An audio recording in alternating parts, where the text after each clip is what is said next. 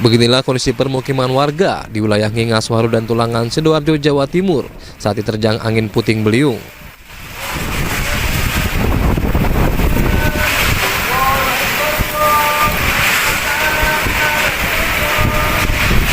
Meski terjadi hanya dalam beberapa menit, namun terjangan angin mengakibatkan sejumlah atap dan bangunan warga rusak. Di daerah Tulangan, setidaknya 5 rumah rusak parah, sementara di daerah Ngingaswaru, Sidoarjo, pendataan rumah rusak masih dilakukan pemerintah desa setempat. Suara gemuruh sekitar jam 15.00 disertai hujan angin dan hempasan mengenai beberapa rumah di tepatnya di desa Tulangan dan Kepatian. Ini ada 5 rumah yang kena hempasan angin puting beliung yang mengakibatkan atap rumah yang dari genteng maupun dari asbes terjadi kerusakan. Tidak ada korban jiwa dalam peristiwa ini. Sementara itu, sejumlah aparat kepolisian, petugas BPBD dibantu warga, hingga kini masih melakukan perbaikan rumah warga. Dari Sidoarjo, Jawa Timur, Pramono Putra, iNews melaporkan.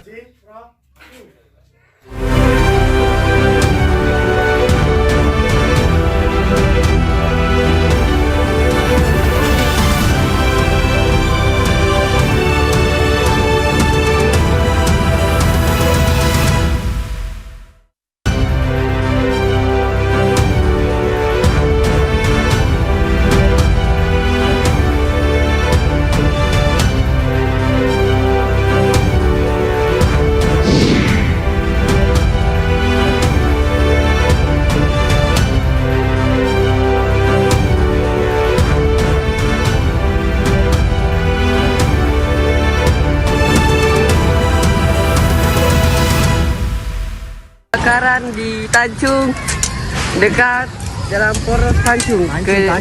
Kejadi kebakaran Tanjung lama, tapi mulai baru.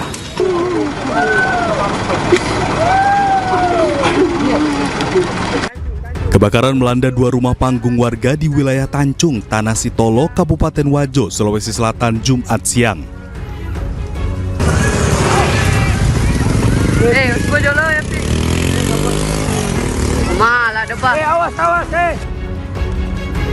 Melihat kejadian tersebut, pemilik rumah hanya bisa menangis.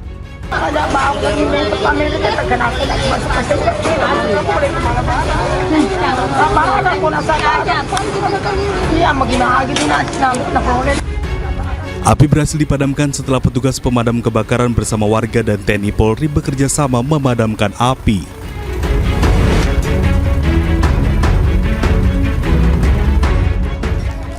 Dugaan sementara, kebakaran disebabkan korsleting listrik. Penyebab kebakaran masih dalam penyidikan pihak kepolisian. Untuk dugaan sementara, Pak? Masih dugaan sementara adalah korsleting listrik. Tidak ada korban jiwa dalam peristiwa tersebut, namun kerugian ditaksir mencapai ratusan juta rupiah. Dari Kabupaten Wajo, Sulawesi Selatan, Amnar Sengkang, iNews melaporkan.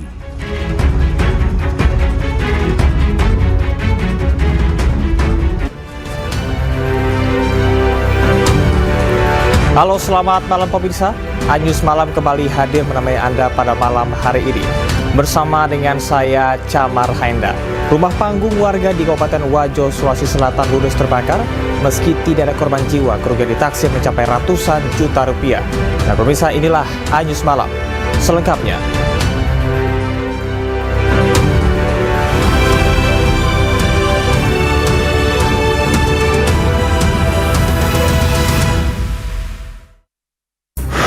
Longsor. Posisi di Blok D, pinggir sungai. Longsor. Pengurus tempat pemakaman umum Cikutra, Kota Bandung panik saat hujan deras mengakibatkan tanah longsor di TPU ini. Akibatnya 2 jenazah terbawa longsoran tanah dan nyaris tergerus air sungai. Sejumlah makam juga tergerus dan ambles akibat tanah longsor ini. Pemerintah Kota Bandung melalui Dinas Cipta Karya Bina Infrastruktur dan Tata Ruang mengupayakan dengan segera memindahkan makam-makam terdampak ke tempat lainnya. Makam yang sudah ambles terpaksa dilakukan upaya pembongkaran. Petugas juga menyiapkan mobil jenazah untuk evakuasi sementara. kita bisa angkut melalui mobil jenazah punya kami, dan surat izin pembongkaran makam pemindahannya akan kita proses juga hari ini dengan cepat agar semua selesai dan jenazah tidak ada yang hanyut terbawa air. Insya Allah tidak ada. Oleh karena itu penanganan cepat hari ini karena kondisi cuaca yang tidak menentu, musim hujan, kita ingin cepat hari ini sebelum jam 1 mudah-mudahan sudah selesai semua. Prosesi pemindahan jenazah disaksikan langsung oleh para ahli waris. Total diperkirakan 20 jenazah yang terdampak akibat longsor di TPU Cikutra. Dari Bandung, Jawa Barat, Billy Maulana Fikran, iNews melaporkan. Informasi Anda saksikan tadi mengenai pemerintah Kota Bandung melalui Dinas Cipta Karya Bina Infrastruktur dan Tata Ruang mengupayakan pemindahan makam di TPU Cikutra. Upaya ini terpaksa dilakukan karena terjadi tanah longsor di TPU tersebut. Kita akan ke informasi selanjutnya. Pemirsa, tim SAR gabungan kembali berhasil menemukan 2 korban longsor di Kecamatan Sibolangit, Deli Serdang, Sumatera Utara. 2 korban ditemukan dalam kondisi meninggal dunia. Oke, lagi geser lagi, Pak. Oke.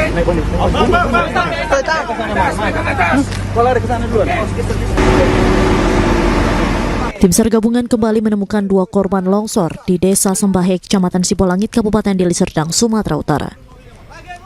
2 korban yang ditemukan berjenis kelamin wanita, masing-masing bernama Marta Damayanti Sinaga, 23 tahun, dan Anggia Firgantara Sinaga, 21 tahun, yang merupakan warga Kecamatan Palipi, Kabupaten Samosir, Sumatera Utara.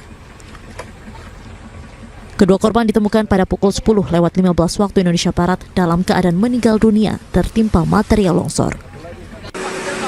Usai ditemukan, kedua jenazah korban longsor langsung dibawa ke Rumah Sakit Umum Pusat Haji Adam Malik Medan untuk keperluan identifikasi dan visum sebelum diserahkan kepada pihak keluarga. Sebelumnya, tim SAR gabungan telah menemukan 7 korban longsor dalam kondisi meninggal dunia tertimbun material longsoran.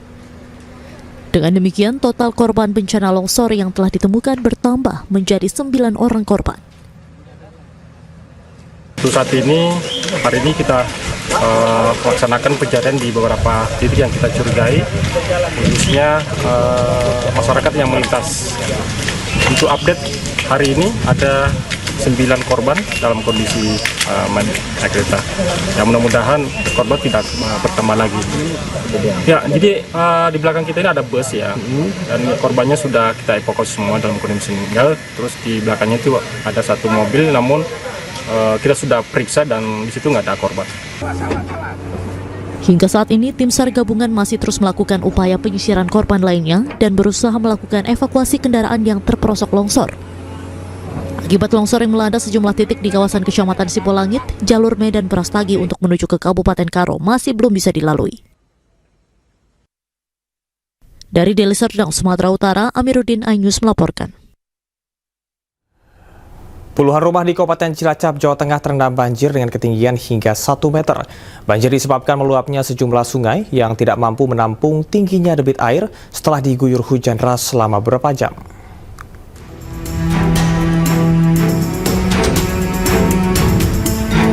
Hujan deras yang mengguyur selama beberapa jam mengakibatkan banjir di Desa Kalijeruk, Kawunganten, di Kabupaten Cilacap, Jawa Tengah.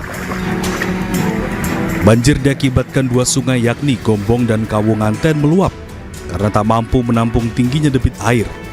Banjir ini menggenangi pemukiman dan jalan desa hingga mengganggu aktivitas warga.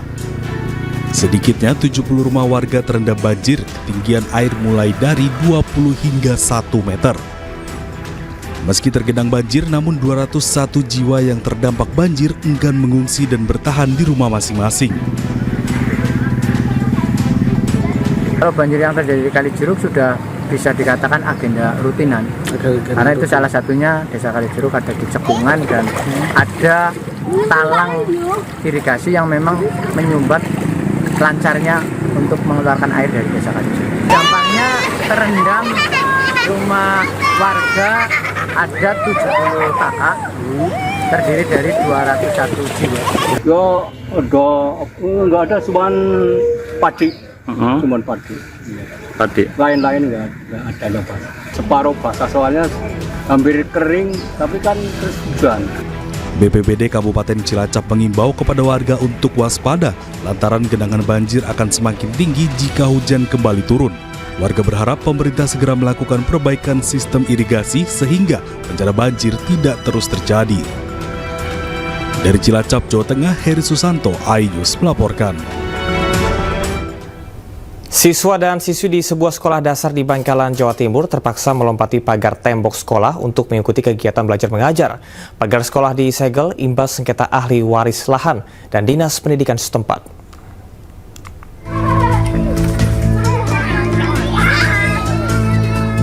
Inilah aksi para siswa dan siswi SDN Budan 2, Kecamatan Tanah Merah, Bangkalan, Jawa Timur.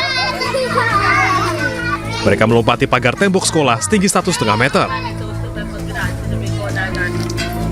Bukan bermain atau membolos, mereka terpaksa melompat karena pagar sekolah disegel dengan rantai besi dan digembok. Penyegelan sekolah ini dilakukan oleh ahli waris lahan yang bersengketa dengan Dinas Pendidikan setempat. Ahli waris mengklaim lahan seluas 500 meter persegi ini hanya dipinjamkan kepada pihak sekolah. Sementara Dinas Pendidikan Bangkalan menyebut lahan telah tercatat sebagai milik sekolah dan menjadi aset daerah. Dulu almarhum ibu saya kan gini Pak, wasiatnya kalau tanah ini tidak ditukar guling, tidak dijual sama siapapun gitu Pak. Jadi ini sementara untuk ditempatin gitu aja Pak. Oh, hanya untuk ditempati sementara dulu Pak ya? Sementara Pak. Surat-suratnya ada Pak? Ada Pak. Jadi kami Dinas Pendidikan ini sebenarnya sudah melakukan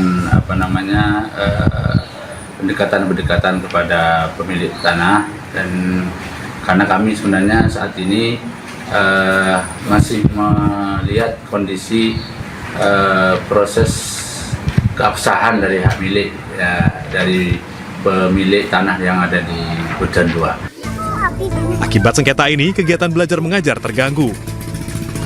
Namun Dinas Pendidikan Bangkalan memastikan ujian akhir semester yang dijadwalkan pekan depan akan tetap berjalan. Dari Bangkalan, Jawa Timur, Taufik Syahrawi, iNews melaporkan. Ketua Komisi 3 DPR marah karena merasa diacuhkan oleh Kapolrestabes Semarang dalam kasus penembakan polisi terhadap siswa SMK. Informasi selengkapnya akan kami hadirkan untuk Anda, tetap bersama kami di iNews Malam.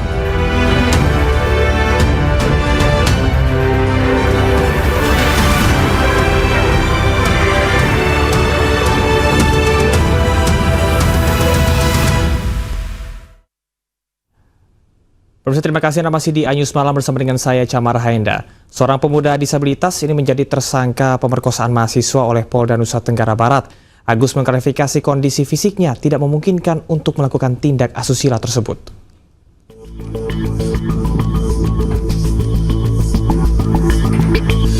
Iwas alias Agus Buntung, 21 tahun, seorang penyandang disabilitas ditetapkan sebagai tersangka pemerkosaan terhadap 2 wanita oleh Polda Nusa Tenggara Barat.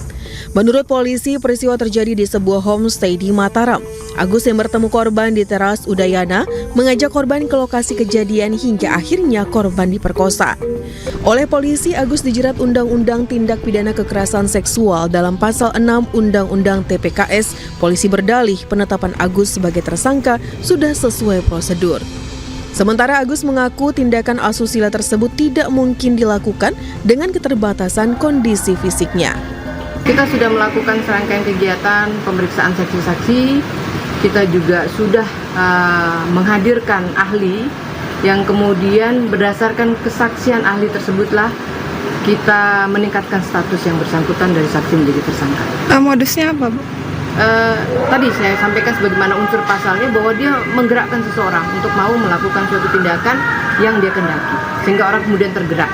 Karena kemudian ada unsur menekan suatu kondisi yang kemudian merasa takut sehingga tidak bisa kuasa untuk menolak keinginan yang bersangkutan.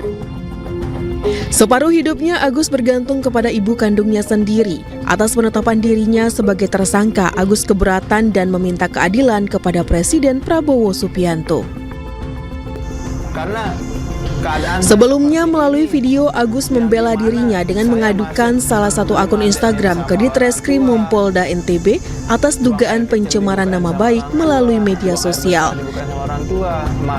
Dari Mataram, Nusa Tenggara Barat, Hari Kasidi, iNews melaporkan. Polda Jawa Tengah masih menyelidiki kasus tewasnya pelajar SMK yang diduga ditembak anggota Polrestabes Semarang.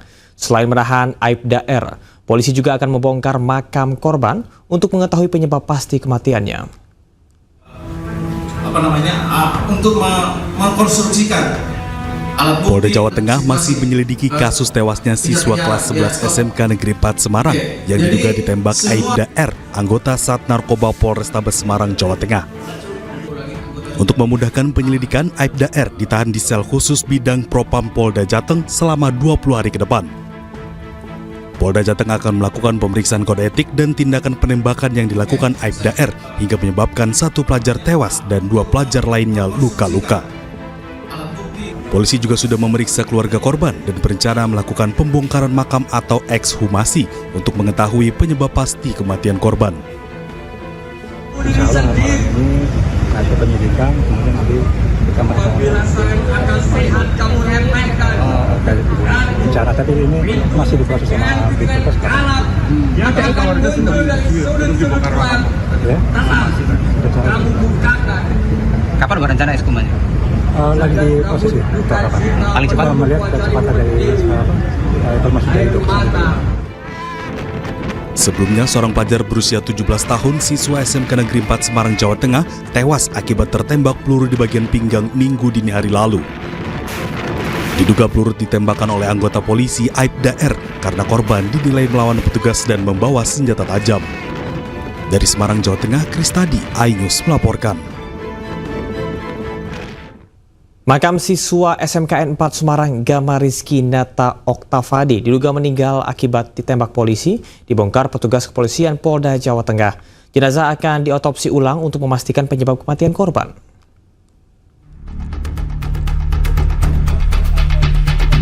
Jenazah Gama Rizky Nata Oktavandi siswa SMKN 4 Semarang yang diduga meninggal akibat ditembak polisi pada Jumat siang dilakukan otopsi ulang. Makam siswa berbakat juara Paskibra ini dibongkar aparat kepolisian Polda Jawa Tengah untuk proses penyelidikan. Untuk menjaga keamanan dan kelancaran, proses pembongkaran makam yang berada di Desa Bangunrejo, Kecamatan Karangbalang, Sragen, dijaga ketat petugas kepolisian. Garis polisi dibentang hampir di seluruh area makam untuk membatasi warga yang berdatangan melihat jalannya otopsi. Menurut keluarga korban, pihaknya mengizinkan polisi melakukan pembongkaran makam kembali untuk mengetahui secara pasti apa penyebab kematian korban. Pasalnya sejak dibawa pulang ke rumah duka di Sragen, korban sudah di dalam peti mati dan hanya bisa dilihat wajahnya oleh keluarga. Memang keluarga pertamanya ikhlas ya, ikhlas dalam arti yang sudah meninggal ya gimana lagi, tidak bisa hidup lagi. Udah itu kita pertama ya udah tidak usah dipanjang-panjangkan ya, ibaratnya dulu pertama kejadian kita berpikiran seperti itu, tapi ternyata setelah semakin kesini kok seakan-akan tuh menyodokkan gama yang gangster lah gitu, bawa senjata tajam besar sekali, seakan kita tuh tidak percaya. Di sini kita keluarga berjuang untuk mengembalikan nama baiknya Gama gitu. Kalau mengembalikan nyawa memang tidak bisa ya, tapi kalau mengembalikan nama baik Gama insya Allah kita bisa. Kasus meninggalnya Gama Rizky Nata Oktavandi saat ini menjadi perhatian luas masyarakat. Dari Sragen, Jawa Tengah, Joko Piroso, iNews melaporkan. Ketua Komisi 3 DPR Habibur Rahman marah kepada Kapolrestabes Semarang, Kombes Pol Irwan Anwar, karena panggilan teleponnya diabaikan. Dan hal tersebut merupakan buntut insiden oknum polisi menembak anggota Paskibraka, GR, 17 tahun hingga meninggal dunia. Banyak sekali masyarakat yang mengatakan bahwa Kapolresnya perlu mendapatkan evaluasi khusus.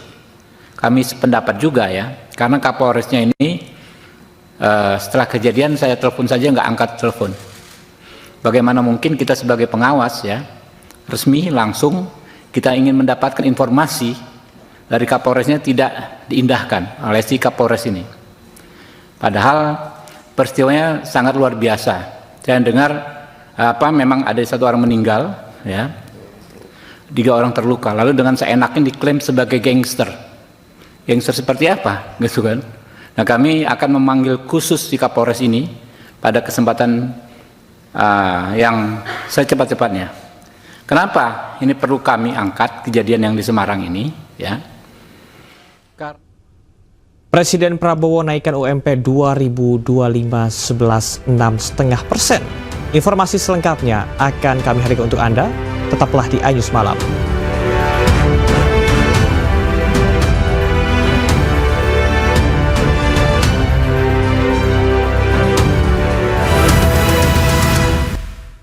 Pemirsa, terima kasih. Nama Sidi Anyus Malam bersama saya Camar Haenda. Diguyur hujan deras, pohon setinggi 20 meter tumbang menimpa 2 mobil dan 2 motor di Jalan Raya Arjosari, Malang, Jawa Timur, Jumat malam. Bom, Hawaii. Jalur ke utara nggak bisa lewat. Nampak dari video amatir warga, detik-detik evakuasi korban jiwa yang cukup sulit karena kondisi badan depan mobil yang penyok dan terbelah. Diketahui sebelumnya, di dalam mobil tersebut ada 4 orang, 4 orang penumpang, 2 orang yang duduk di kursi depan meninggal, sementara 2 anak yang duduk di kursi belakang selamat. Sementara itu, saksi mata yang merupakan korban selamat, seorang pengendara motor, mengaku kaget karena saat pohon tumbang, kondisi sedang tidak hujan. Akibat peristiwa tersebut, arus jalan 2 arah dari Malang ke Surabaya dan sebaliknya ditutup, dan kemacetan panjang pun tak terhindarkan. Menimpa apa aja, Mas? Ya, badan saya semua. Terus kendaraan apa aja yang tertimpa, Mas? Kendaraan nggak tahu, tadi ada mobil 2 itu. Presiden Prabowo Subianto mengumumkan kenaikan upah minimum pekerja tahun 2025 sebesar 6,5%. Pengumuman ini dilakukan usai rapat terbatas bersama sejumlah Menteri Kabinet Merah Putih. Keputusan ini diambil usai rapat terbatas bersama dengan sejumlah menteri di Istana Kepresidenan Jakarta. Menko Pemberdayaan Masyarakat Muhaimin Iskandar dan Menko Perekonomian Erlangga Hartarto hadir dalam ratas ini. Selain itu, menteri lain yang hadir dalam rapat diantaranya adalah Menteri Tenaga Kerja Yasirli, Sekretaris Kabinet Teddy Indra Wijaya, Menteri Sekretaris Negara Pratikno, dan Menteri Keuangan Sri Mulyani. Baru saja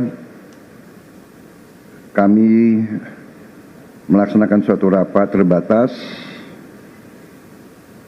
untuk membahas beberapa masalah, tapi yang terutama adalah membahas masalah upah minimum tahun 2025.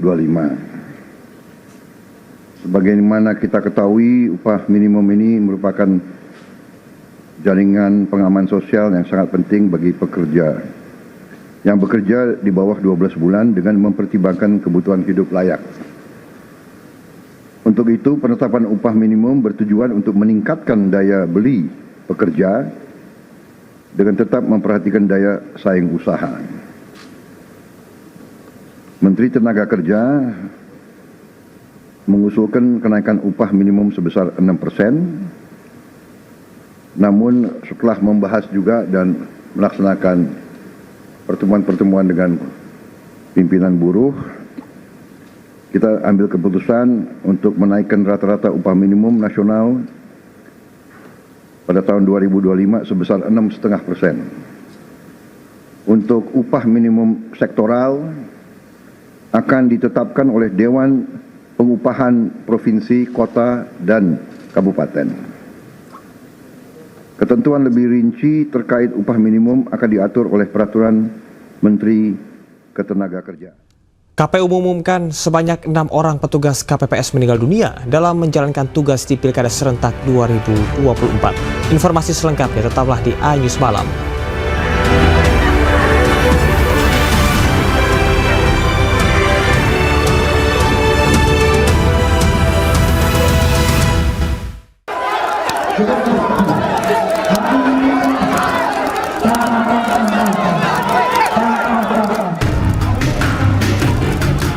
Masa aksi yang terhimpun dalam Aliansi Demokrasi Maluku Utara terlibat bentrok dengan aparat kepolisian dari Polres Ternate di depan kantor KPUD Maluku Utara Jumat sore.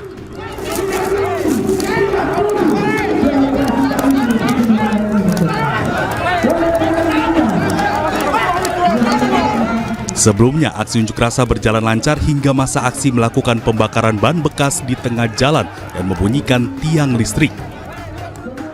Tak hanya itu, massa pun juga berupaya mendekati kantor KPU dengan mendorong truk yang membawa sound system masuk ke halaman kantor.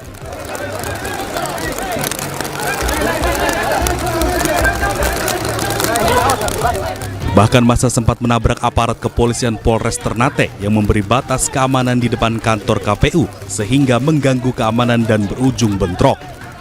Karena dinilai melakukan provokasi, pihak kepolisian terpaksa membubarkan aksi massa tersebut.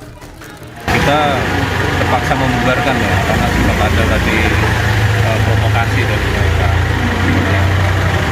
Ada sedikit gesekan, tapi situasi sudah aman. Tidak ada yang tamat.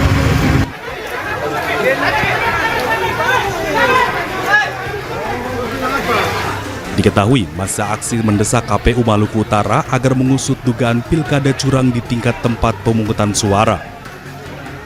Mereka mendesak agar KPU menindaklanjuti semua keberatan saksi dan kejadian khusus pada semua pleno berjenjang. Mereka juga ingin Bawaslu Maluku Utara agar mendiskualifikasi paslon yang terlibat politik uang, serta meminta sentra penegakan hukum terpadu menindak tegas pelanggaran pemilu sesuai norma hukum. Dari Ternate, Maluku Utara, Ismail Sangaji, iNews melaporkan. KPU mengumumkan ada 6 petugas KPPS yang meninggal dunia dalam menjalankan tugas di Pilkada Serentak 2024. Keluarga korban akan diberikan santunan sebesar 36 juta rupiah. Suara dan penetapan hasil pemilihan. Selain 6 petugas meninggal dunia, ada 115 petugas mengalami kecelakaan maupun sakit saat bertugas di sejumlah daerah. KPU akan memberikan santunan kepada keluarga petugas yang meninggal dunia sebesar 36 juta rupiah plus biaya pemakaman 10 juta rupiah. Sementara untuk petugas yang cacat permanen 30,8 juta rupiah, luka berat 16,5 juta rupiah, dan luka sedang 8,25 juta rupiah. Sebesar 36 juta. Untuk bantuan biaya pemakaman 10 juta, untuk yang cacat permanen 30.800.000, untuk luka berat 16.500.000, dan untuk luka sedang. PDI Perjuangan mengusulkan institusi Polri kembali di bawah Panglima TNI atau Kemendagri. Pernyataan tersebut merupakan buntut dari kekalahan PDI Perjuangan di sejumlah wilayah dalam Pilkada Serentak tahun 2024, termasuk di kandang banteng yakni Jawa Tengah.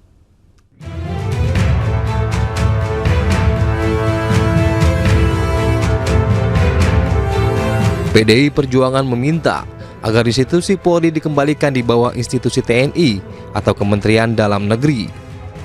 Permintaan ini merupakan buntut dari kekalahan PDIP di sejumlah wilayah dalam Pilkada Serentak 2024. PDIP menduga kekalahan mereka disebabkan oleh ketidaknetralan aparat kepolisian atau Partai Coklat. Sekarang kita mengenal Partai Coklat. Partai Coklat sudah menjadi kosakata baru dalam politik Indonesia.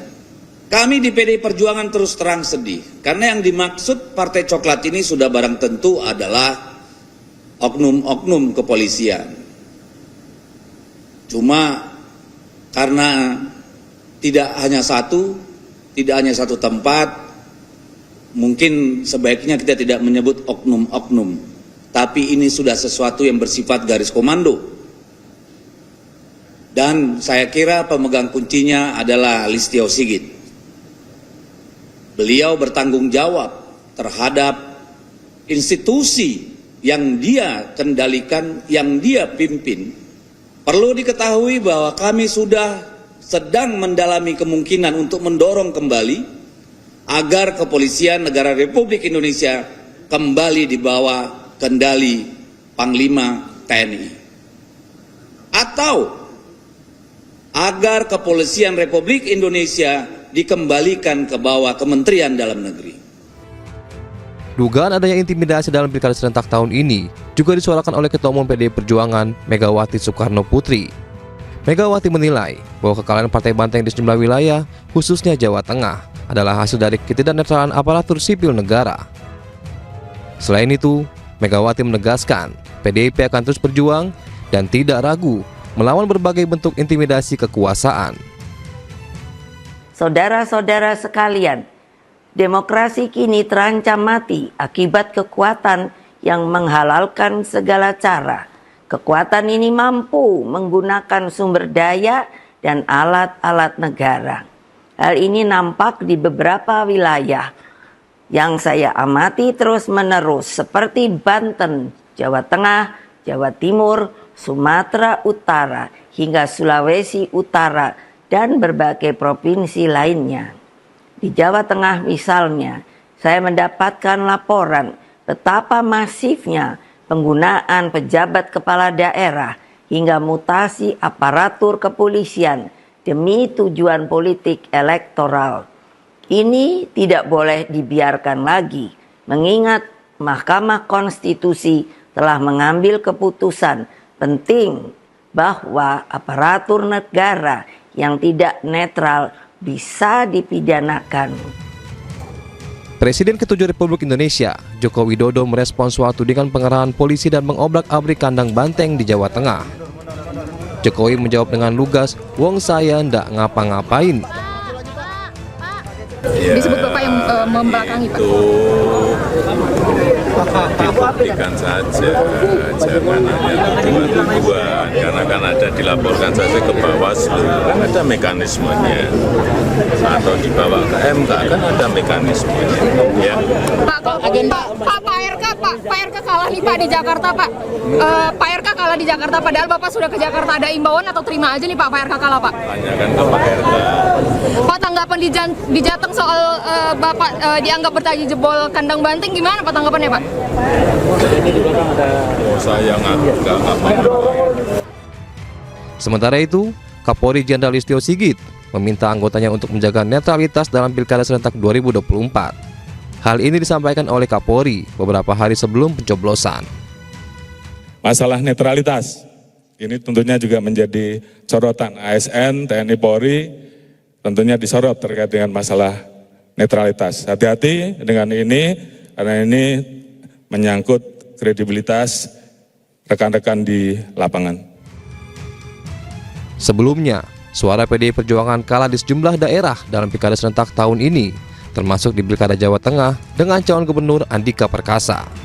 Padahal, Jawa Tengah diketahui merupakan kandang banteng yang kerap menang dalam setiap kompetisi politik Indonesia. Tim Liputan iNews melaporkan. Tuding ada kecurangan, tim pemenangan Ridho menggelar sayembara. Tak tanggung-tanggung, masyarakat yang berhasil menemukan dan melaporkan bukti kecurangan dijanjikan imbalan 10 juta rupiah.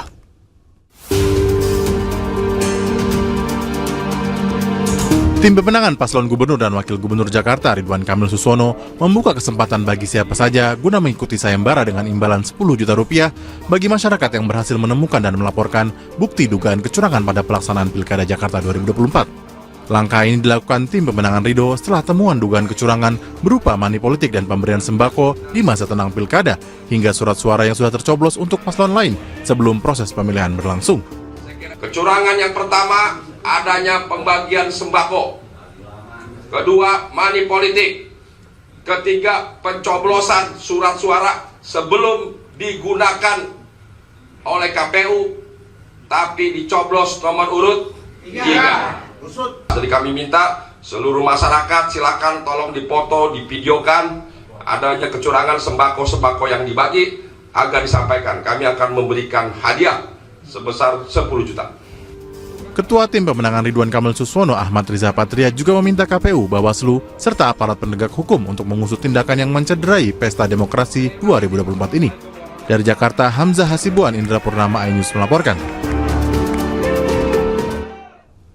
Warga Jakarta telah selesai menggunakan hak pilihnya. Kini para calon yang berkompetisi saling klaim Pilkada Jakarta berjalan 1 atau 2 putaran. Dan pemirsa, informasi tadi sekaligus menutup jumpa kita di iNews Malam. Cuplikan tayangan berita iNews dapat Anda saksikan di kanal YouTube @official iNews. Saya Camar Haina dan kerabat kerja yang bertugas pamit undur diri. Terima kasih. Sampai jumpa.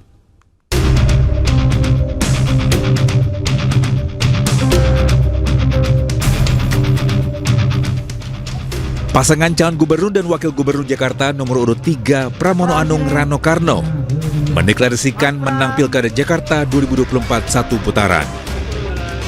Mereka mengklaim telah mendapatkan 50,7% suara berdasarkan real count KPU DKI Jakarta.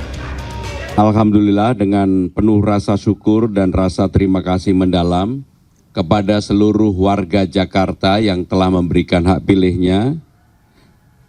Untuk itu kami bisa menyampaikan, mendeklarasikan bahwa pasangan calon nomor 3, Mas Pram Bangdul, telah memenangkan konsultasi Pilgub DKI Jakarta dalam satu putaran dengan perolehan 50,07%.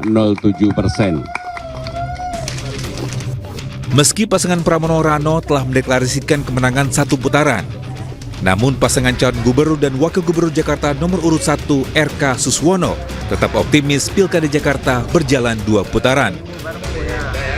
Pasangan Ridho pun bersiap untuk berkompetisi di Pilkada Jakarta putaran kedua. Andaikan ternyata harus 2 putaran, tentu kita terus bersemangat ya, dan berkomitmen untuk menjalankan proses yang kedua ini dengan jujur, dengan